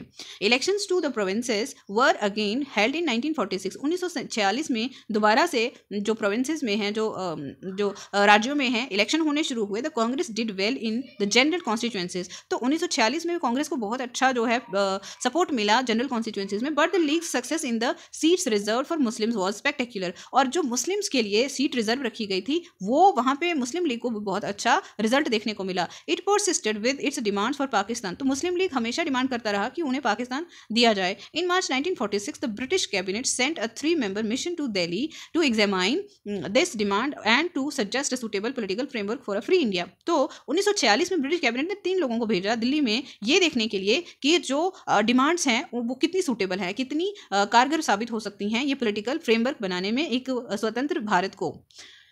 This mission suggested that India should remain united and constitute itself as a loose confederation with some autonomy for the Muslim majority areas। तो इस मिशन का कहना यह था कि जो मुस्लिम लीग है उन्हें एक अलग देश की ज़रूरत नहीं है, उन्हें एक देश को मांगने की ज़रूरत नहीं है, बल्कि अगर वो रहना चाहें जहाँ पे मुस्लिम मेजॉरिटी एरिया है वहाँ पे उनको उनकी सीट्स को रिजर्व करें, उन्हें आंतरिक स्वतंत्रता दी जाए फैसले लेने की, और देश को अलग ना किया जाए, तोड़ा ना जाए। But it could not get the Congress and the Muslim League to agree to specific details of the proposal. Irrevocable. Partition now became more और लेस इनविटेबल। ऐसे में क्या हो गया कि मुस्लिम लीग को अलग से वोट करने के लिए या उनको अलग करने के लिए कांग्रेस बिल्कुल तैयार नहीं थी, दूसरी तरफ से मुस्लिम लीग समझौता करने को तैयार नहीं थी। तो इस वजह से जो कहीं ना कहीं जो विभाजन है वो अब कहीं ना कहीं ज़रूरी हो चुका था। After the failure of the cabinet mission, the Muslim league decided on mass agitation for winning it's Pakistan demand. तो जैसे कैबिनेट मिशन फेल हो जाता है, नाकामयाब हो जाता है, तो मुस्लिम लीग ने पाकिस्तान को की डिमांड को पूरा करने के लिए एक एजिटेशन करने की ठान ली थी। It announce 16 August 1946 as direct action day. सबसे बुरा और काला जो किस्सा है हमारे आज़ादी या स्वतंत्रता के संग्राम का वो यही है कि 16 अगस्त 1946 में डायरेक्ट एक्शन डे का मतलब ये था कि सीधा मार काट पे आ चुके थे। On this day riots broke out in Calcutta. बहुत सारे दंगे शुरू हो गए कैलकाटा में, lasting several days and resulting in the deaths of thousands of people. अब ऐसा था कि लोगों को जो हाथ में आ रहा था, हिंदू मुस्लिम का विभाजन जो दिमाग में लोगों के घुस गया था, तो वहां पे लोगों को उकसा करके एक दूसरे को मारने पे विवश कर दिया गया और लोग मारने लगे। हजारों लोग सच में मारे गए। By March 1947, violence spread to different parts of North India. Calcutta से शुरू होते हुए लगभग 1947 मार्च तक ये जो ये मारकाट का किस्सा है वो देश के अलग अलग हिस्सों में जो नॉर्दर्न जो उत्तर का भाग था वहाँ पे फैलता गया। Many 100,000 people were killed. बहुत सारे हजारों लाखों लोग मारे गए। And numerous women had to face untold brutalities during the partition. और बहुत सारी औरतें जो थी उनके साथ अलग अनगिनत अत्याचार हुए इस पार्टीशन, इस विभाजन के समय में। Millions of people were forced to flee their homes. बहुत सारे लोगों को मजबूर होना पड़ा अपने घर छोड़ने के लिए। Torn asunder from their homelands, they were reduced to being refugees in alien lands. अपनी जगहों को छोड़ के दूसरी जगहों पे रहने पे मजबूर थे और वो रिफ्यूजीज बन गए थे दूसरी जगहों पे जाकर के। तो देखो बहुत सारे ऐसे किस्से हुए जिनकी वजह से बहुत परेशानियां झेलनी पड़ी लोगों को। ठीक है, अब हम अगर देखते हैं कि partition also meant that India changed, many of its cities changed, and a new country, Pakistan, was born. तो पार्टीशन का मतलब ये था कि भारत बदल गया, बहुत सारे शहर इसके बदल गए और एक नया देश पाकिस्तान पैदा हो गया। So the joy of our country's independence from British rule came mixed with the pain and violence of partition. देखो हमें जो खुशी होनी थी ब्रिटिशर से स्वतंत्रता हासिल करने की, वो पूरी तरह से नहीं हो पाई क्योंकि इसके पहले ही बहुत सारे दंगे हुए जिसकी वजह से बहुत सारे लोगों की जानें गई और देश विभाजित हो गया, टूट गया, देश के टुकड़े हो गए। तो हम आज़ादी की खुशी पूरी तरह से मनाने में सफल नहीं थे। अब आज़ाद तो हुए, स्वतंत्र तो हुए, लेकिन जिस तरह से हम पूरी तरह से स्वतंत्र होकर एक देश में रहते, जो खुशी वो होनी थी बिना किसी लड़ाई झगड़े दंगे के, तो वो मुमकिन ही नहीं हो पाई। Nationalism in Africa. अब अफ्रीका में जो नेशनलिज्म था उसकी बात करते थे। केस ऑफ घाना एक देश है अफ्रीकन कॉन्टिनेंट का। In late 19th and early 20th century witness the rise of nationalism in many Afro Asian countries. बहुत सारी एफ्रो एशियन जो कंट्रीज थी वहाँ पे क्या था, नेशनलिज्म की भावनाएं उमड़ने लगी थी लगभग 20वीं शताब्दी के शुरुआत में। In many of these nationalism arose as a part of the anti colonial struggle for independence. यहाँ पे भी ज़्यादातर ब्रिटिशर्स और दूसरे जो कॉलोनियल पावर्स थी रूल कर रही थी उनके खिलाफ जो है लोगों ने आवाज़ उठाना शुरू की थी। Colonial rule in Africa was dictatorial. जो अफ्रीका में कॉलोनियल रूल था ना वो बहुत ज़्यादा डिक्टेटोरियल किस्म का था, यानी कि उनकी मर्जी के हिसाब से होता था सब कुछ ब्रिटिशर्स की। Only the chiefs were allowed to rule on behalf of the foreign powers. तो चीफ लोगों को ही राज करने की अनुमति थी जो विदेशी पावर्स के जगह पे वहाँ पे रूल करते थे। Alternately laws affecting African were created in all white legislatures. ठीक है, जो अफ्रीकन लोगों को काफ़ी ज़्यादा प्रभाव पड़ रहा था। जो कानून जो कौन बना रहे थे, ब्रिटिशर्स बना रहे थे, उनकी वजह से African had no decision making powers. African के पास कोई भी फैसला लेने की पावर्स नहीं थी और रिप्रेजेंटेशन। ठीक है, not until after the Second World war at least, और ना ही दूसरे विश्व युद्ध के बाद भी। तो the forcible take over of land from local owners और users, increase taxation and poor working condition led to many African protest. देखो क्या था, ज़बरदस्ती जैसे भारत में लोगों के साथ हुई ना, सेम ही काम अफ्रीकन कंट्रीज़ में भी लोगों के साथ हुआ। उन्हें ज़बरदस्ती हाई टैक्स पे करना पड़ता था, बहुत सारी और भी परेशानियों से जूझना पड़ता था, जिस वजह से उन्होंने अब क्या करना शुरू कर दिया, विरोध करना शुरू कर दिया। In 1957 Ghana, known until then as the Gold Coast, तब तक उसे गोल्ड कोस्ट के नाम से जाना जाता था, घाना देश को, became the first sub Saharan African country to gain independence. पहला जो सब सहारा की अफ्रीका के देश था जिसे स्वतंत्रता मिली थी। The freedom movement was led by Kwame Nkrumah's Convention People's Party through strikes boycotts and mass rallies. इस तरह से उन्होंने स्ट्राइक्स की थी, बायकॉट किए थे चीज़ों के, और बहुत सारी रैलीज करी थी आज़ादी पाने के लिए। इन 1951 दिस पार्टी वोन ए ह्यूज इलेक्टोरल विक्ट्री, और ये पार्टी को 1951 में क्या होता है, बहुत बड़ी जीत हासिल होती है। It oppose the existing system in which the British rulers had allowed chiefs to nominate representative to the legislature. तो ये अपोज करते हैं किसको, जो चीफ लोग बिठाए गए थे ब्रिटिशर्स ने के द्वारा और अपनी तरह से रूल कर रहे थे उनको। It press the British to grant a legislature that contained no nominated और special members and won this demand in 1954। और इन्होंने मजबूर किया ब्रिटिशर्स को कि जो ये सिस्टम नॉमिनेशन का था उसको ख़त्म करें, और वो आखिर में जीत गए इसको पूरा करने में लगभग 1954 में।